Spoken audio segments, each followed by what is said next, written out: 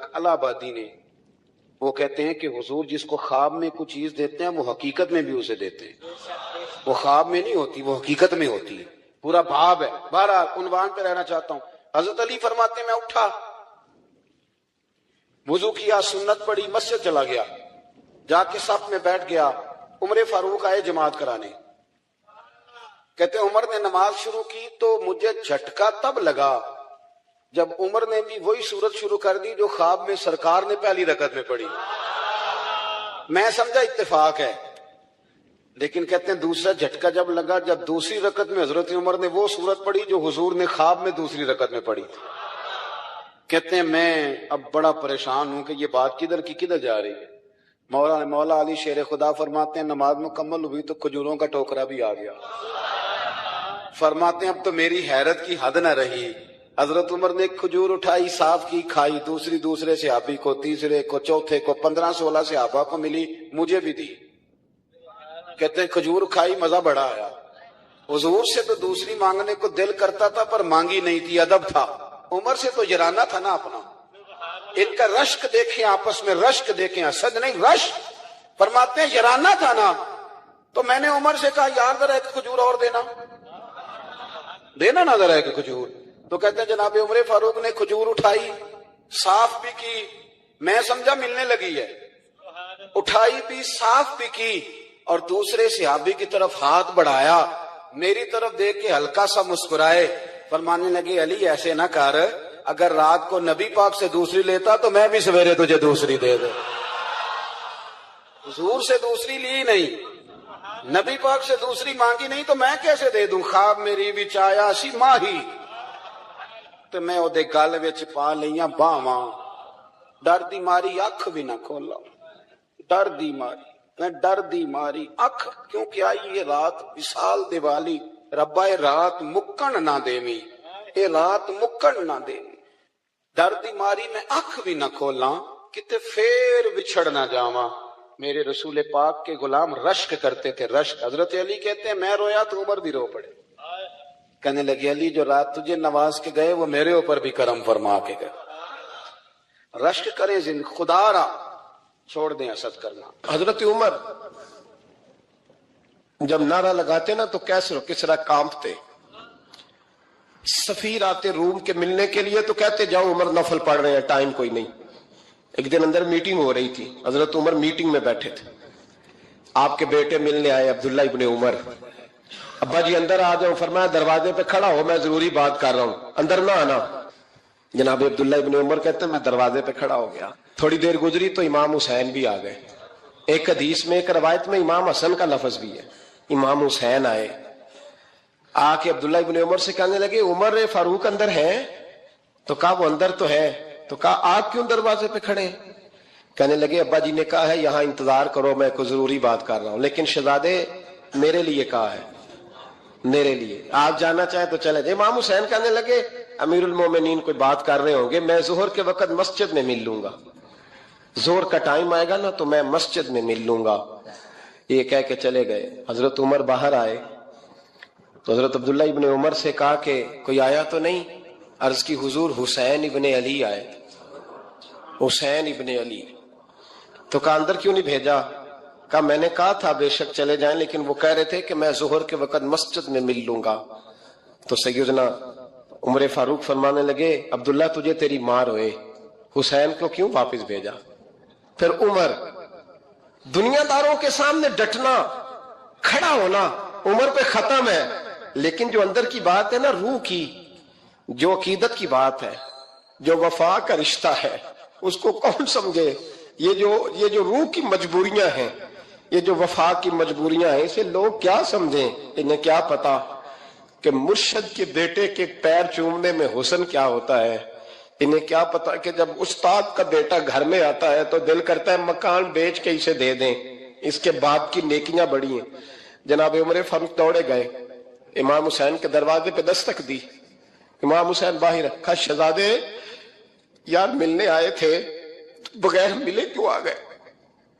अर्ज की कि आप मसरूफ थे, आपके अपने बेटे भी दरवाजे पे खड़े थे, तो मैं वापस आ गया।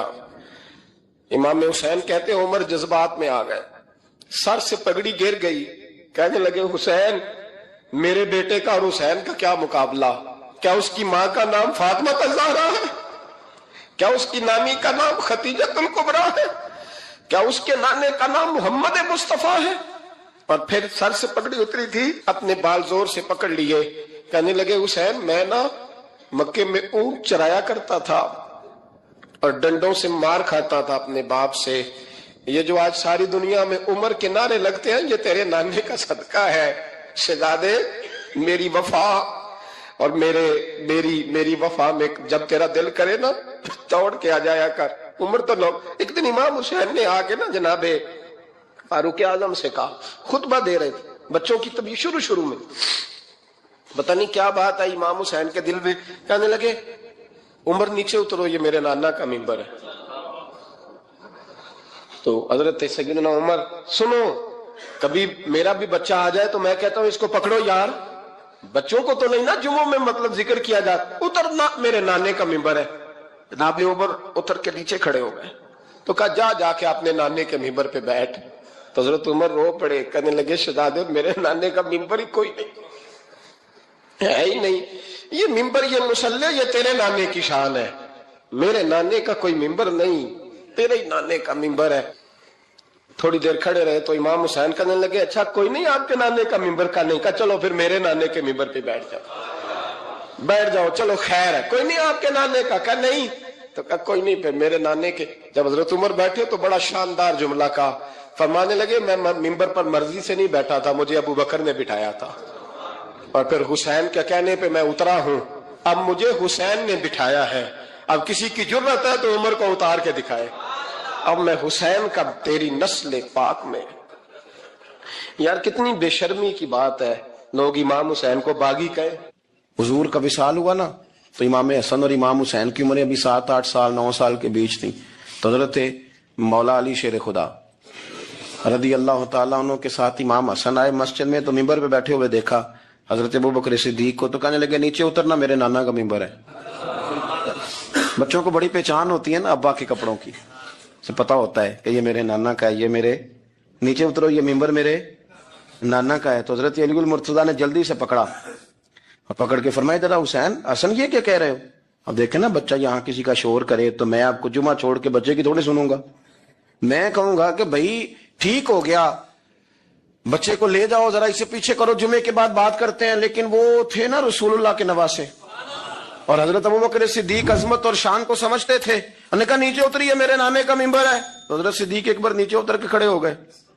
तो एक जुमला, बाकी बुजुर्गों ने भी बड़ा कुछ लिखा है पर यहाँ एक बात शाह अब्दुल अजीज मुहद्दिस देलवी ने लिखी है, हजरत सिद्दीक एक बार रो पड़े, कहने लगे हसन अगर मिंबर तेरे नाना का है तो अबू बकर भी तो तेरे नाना का ही है ना, ये को बाहर से तो नहीं ना आया, ये भी तेरे नाना का है। तो हजरत इमाम हसन हंसने लगे, फरमाने लगे ठीक हो गया बैठ जाए मिंबर पे पढ़ाएं जुमा।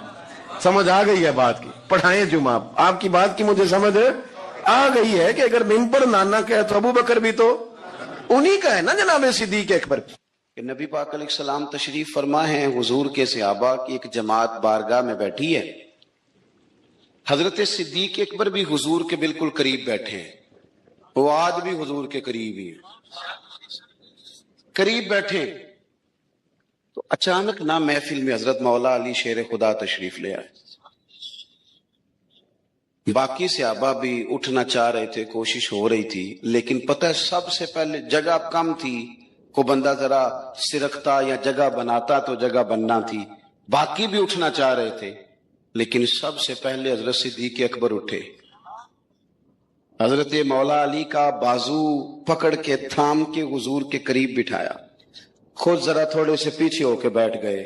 अब बोला नहीं कोई, वहां लोग कम बातें करते थे, वहां लोग बोला है पाए नजर होश में आ ये कुवे नबी है, आंखों से भी चलना यहां बेअदबी है, लबां ते मोहरां लगियां बोलन दी जाच भुल गई, उथे जुबाना ताई खोलन दी जाच भुल गई, ते जाके मदीने अथरू मेरे सवाल बन गए।